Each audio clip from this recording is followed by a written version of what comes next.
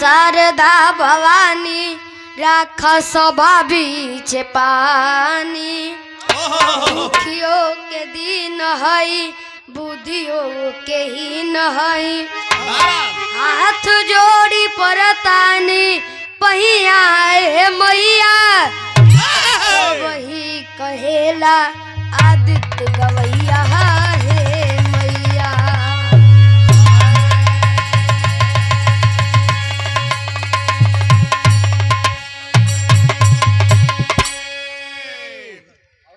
हमार पूजा पाठ हो गया।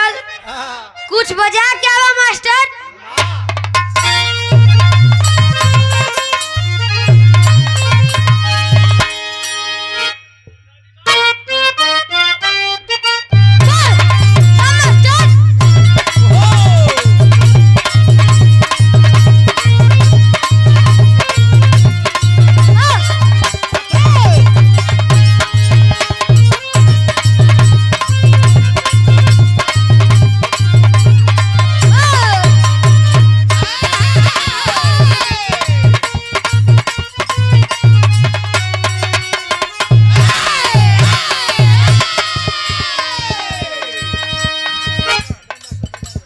मास्टर हमरे बजावत हुन हाल का कहीं पियावा के बिना चलुआ इंजन चापता।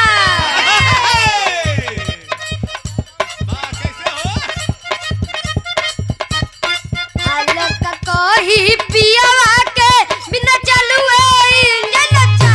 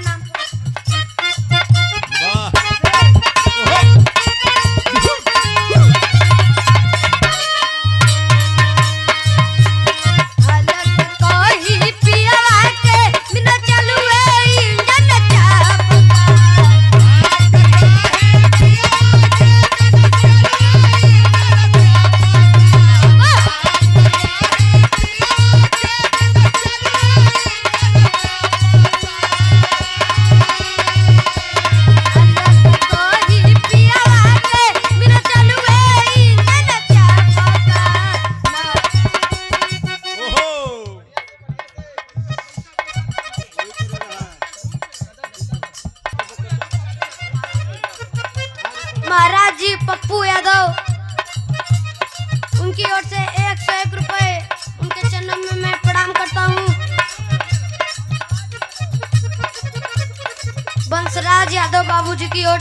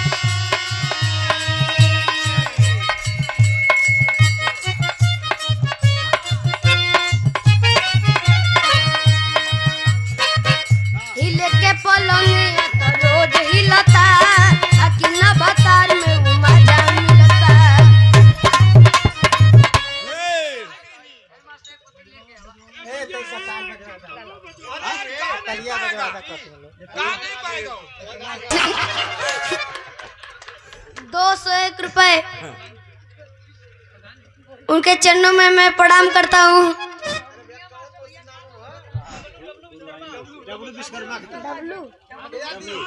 डब्लू विश्वकर्मा। हाँ वो मौसा लगे तो यार।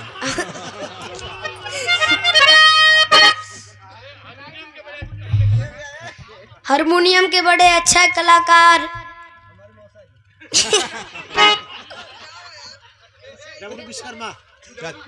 डब्लू विश्वकर्मा।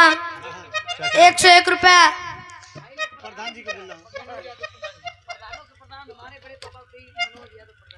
प्रधानों के प्रधान हमारे बड़े पापा मनोज।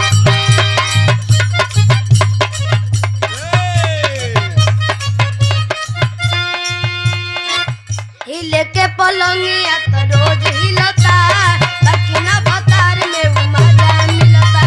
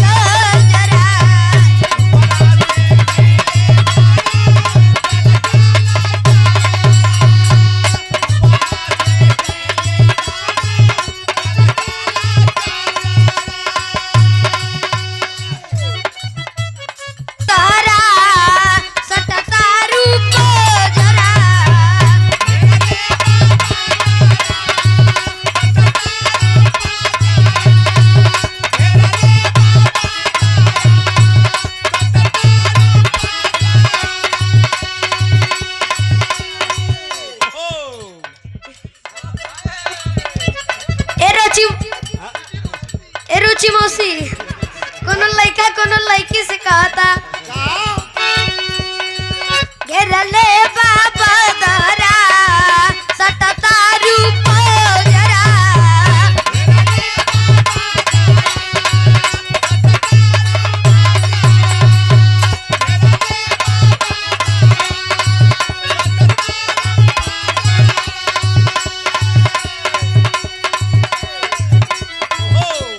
ऊपरा से पहले बाड़ू अलग अलग जरा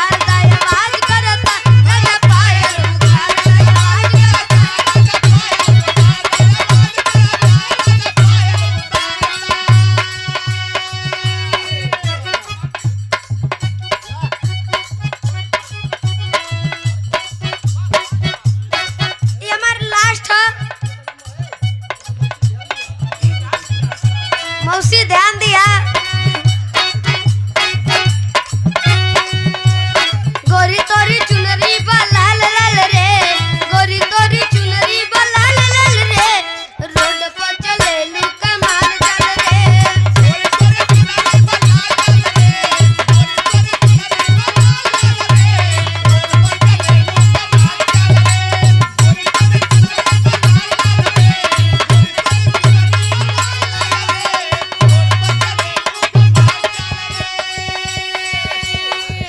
में करेलू पढ़ाई, ई लइका कहत ह का कहत ह, जवना कॉलेजवा में करेलू पढ़ाई, लइका लइका से होला लड़ाई, होला लड़ाई।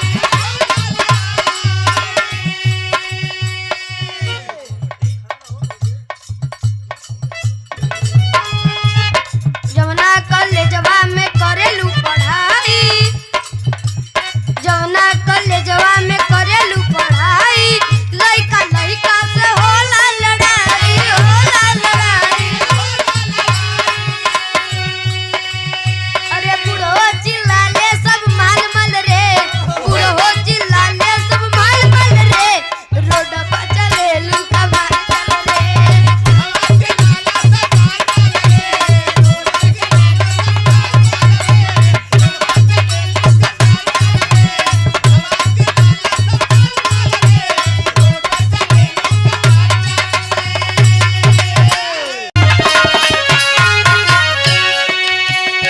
लड़ी कैया हमार गधलैया हमार,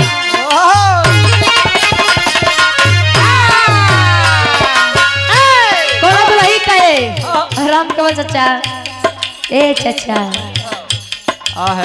गुसिया में का, हाँ तोर चाची की याद भी पाओ। हाँ हाँ श्री कंठलंठ महाराज का गुसिया में वाह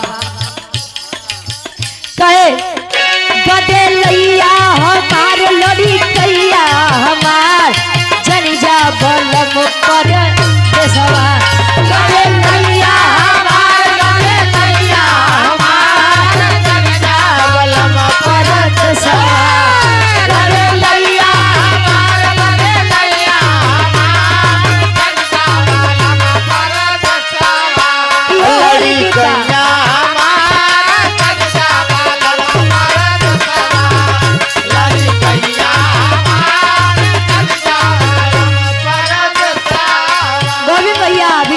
विशाल भैया है।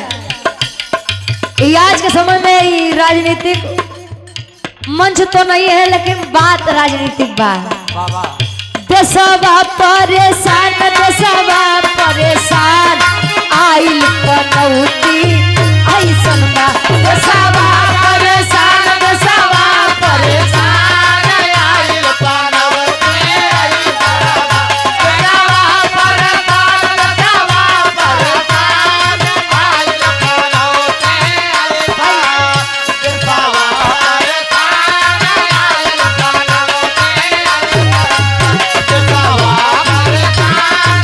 आइल पनौती ऐसन बा,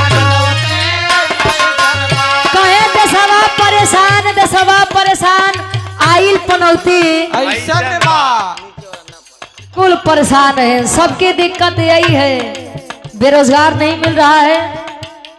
मंदिर में बैठने वाले पुजारियों की इनकम 1 से 1.5 लाख रुपए है, ना और गरीब घर का लड़का 8 घंटे 12 घंटे कमाता है, तो ले कहूँ 15,000 तो कहूँ 18,000, बहुत ओवर टाइम करी तब बाबा तई बतावा। ढेर पढ़े लिखे खटे ज्यादा फायदा बा कि बाहर तिलक चंदन लगा के बैठ जाता ज्यादा फायदा बा। ये कुल पुजारी बनिए। और हाँ हम अब सब्सक्राइब करें 100 रुपया आशीर्वाद के चारिए, अब वो सब्सक्राइब करिए, बढ़ोबो करिए, परेशान मत हो। कहे पहली पनौती का बगुरु जी,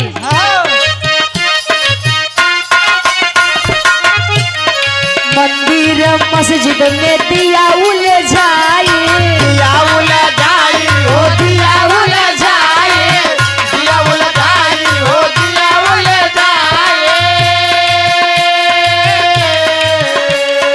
धर्म के नामों पे रहा लड़ाई, लड़ाई हो लड़ाई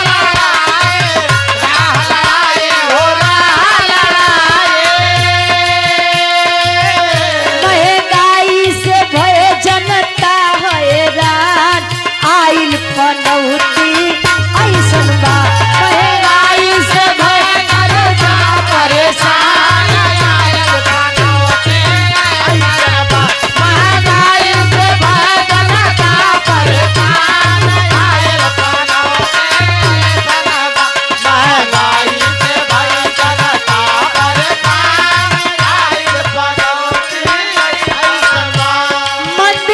मस्जिद में रहा उलझाई। यही राम मंदिर नहीं बना था तो लोग कह रहे थे कि उस वहां पर मस्जिद और हिंदू धर्म वाले कहे कि नहीं वहां पर मंदिर थी। आखिरी में प्रमाण मिला कि वहां पर मंदिर थी। भाई मंदिर बना दीजिए लेकिन सत्य कुछ और ही है। ओके मत बताओ भाई का चाहता है। सत्य यह था कि अयोध्या के उस खुदाई में केवल और केवल महात्मा बुद्ध जी की प्रतिमा निकली थी, जहाँ आज राम मंदिर बना है, और उस सच्चाई को दबा दिया गया। मंदिर मस्जिद में आज के समय में ना ही गुरु जी यहाँ लोकतंत्र चलता है, ना ही कुछ चलत बा। ही आज के समय में जाना तो कौन नीति चलत बा, कूटनीति चलत बा। आप हिंदू हैं, हिंदू में आप ब्राह्मण हैं, आप तिवारी हैं, आप यादव हैं, आप चमार हैं, आप पासी हैं, आप धोबी हैं, आप धईकार हैं, आप कुछ हैं। ये हिंदू धर्म में लड़ा होता है। माननीय पीडीए के नायक अखिलेश सिंह यादव जी ने जब मुस्लिम कन्याओं के लिए भी कुछ करने को चाहा तो लोग उनका बताए दें तो देशद्रोही है।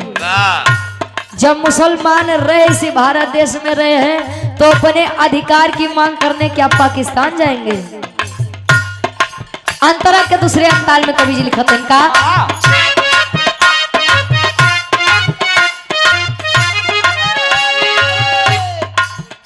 और इस कार्यक्रम के व्यवस्थापक साहब कमेटी की आप व्यवस्थापक साहब आदरणीय बड़े भाई दीपक राज जी, ये सुंदर माला 200 रुपये आशीर्वाद के चारे की हम बच्चे अपनी कला में कामयाब रहे।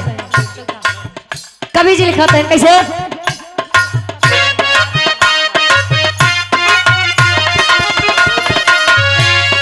छोटी पकड़ी के साधु घसीटा, साधु घसीटा हो साधु घसीटा, साधु घसीटा हो साधु घसीटा। गए शंकराचार्य में लवई में घसीटा,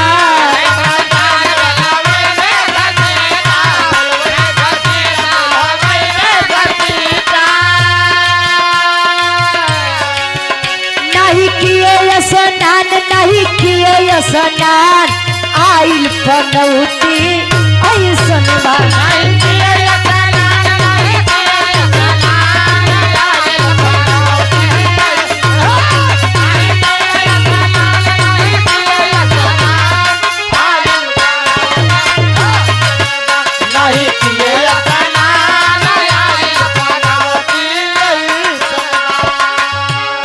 पहलवान भैया।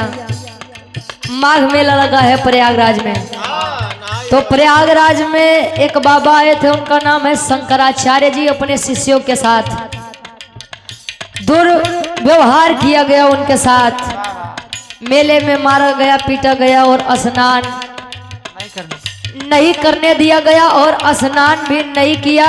और जो ये सर की उनकी जटा थी उसको घसीट करके उन्हें पूरी मेले में पूरी सभा में लज्जित किया गया था, अपमानित किया गया था। और यह अपमान पा करके शंकराचार्य जी अपने शिष्यों के साथ बिना स्नान किए लौट आए थे। मुझे यह नहीं समझ में आता है, लोग कहते हैं कि माघ मेला आई जाई, लोग गंगा नहाए ली हैं तो लोगन के पाप कट जाई। तो कितना जने पाप कटावे के चक्कर में देखा था बालू के नीचे तरन तार उनकर हो। पता नहीं हमारी समाज कब सुधरी। गंगा जी हुए रही, त्रिवेणी संगमो हुए रहे, भीड़ खत्म हो जाये तब नहाई ले, तब नहीं ठीक बा। नहीं वो भीड़ी में जाइए जरूर नहाए बदे वो मोक्ष पाइए। आज तक कोई अमर हुआ ही नहीं है कि जेर कोई। अच्छा, अमर होना भी एक प्रकार का अभिशाप है, एक बात जान लीजिए। अभिशाप इसलिए है कि वो अपने आंखों के सामने अपने माँ, अपने पिता, अपने भाई, अपनी बहन, अपने पत्नी, अपने बच्चों को मरता हुआ देखता है वह इंसान, तो वह भी एक प्रकार का अभिशाप भी होता है। तीसरे में कवि जी लिखा था इनका,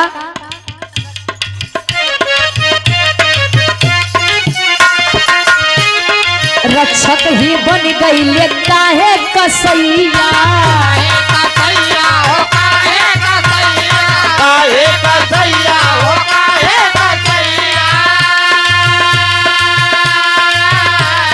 पहले से ज्यादा कटत बातिन गैया,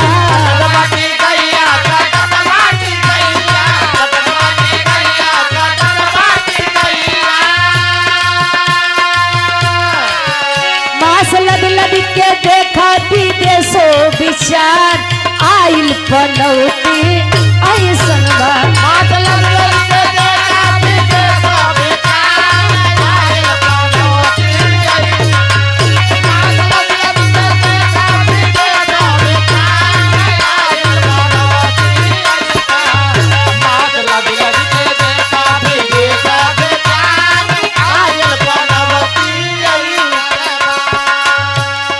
रक्षक ही बन गईले काहे कसैया अब पहले से ज्यादा कटत बाटिन गैया।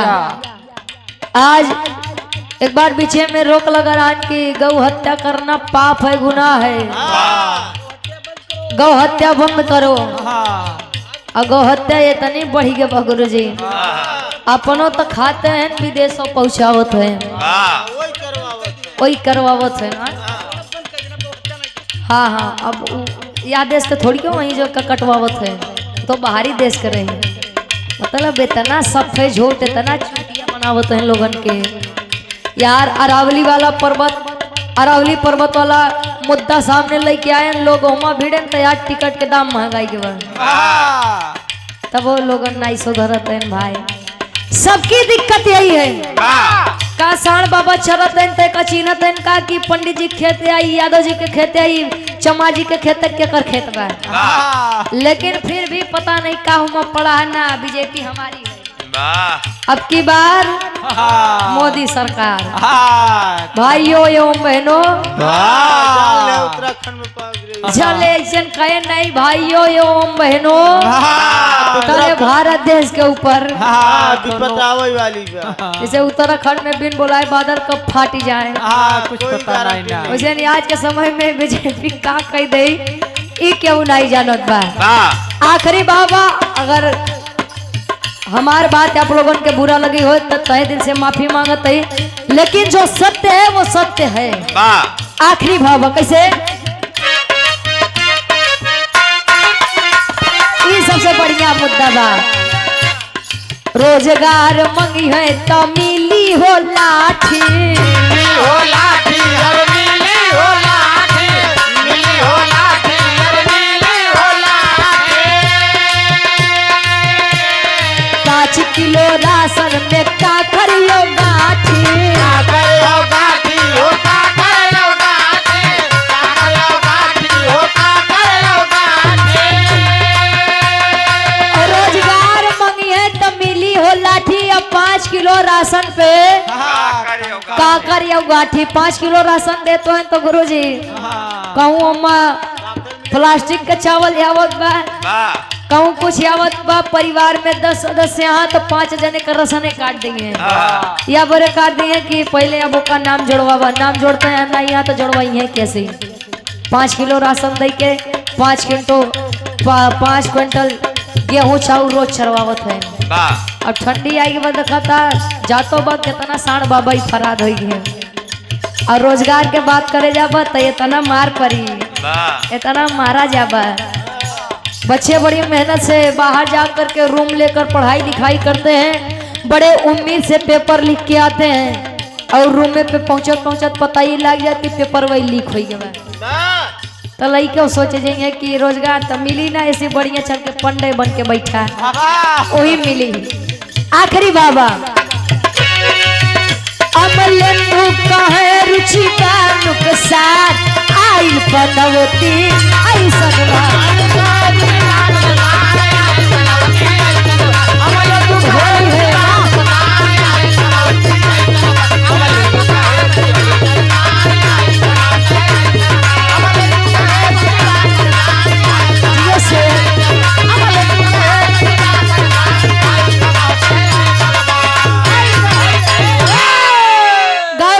सुनो में कोनो भी गलती कसूर भये आप लोग अपन लड़के बच्चा समझ के माफ किया। अब हमरे राम केवल चाचा से आप लोग आनंद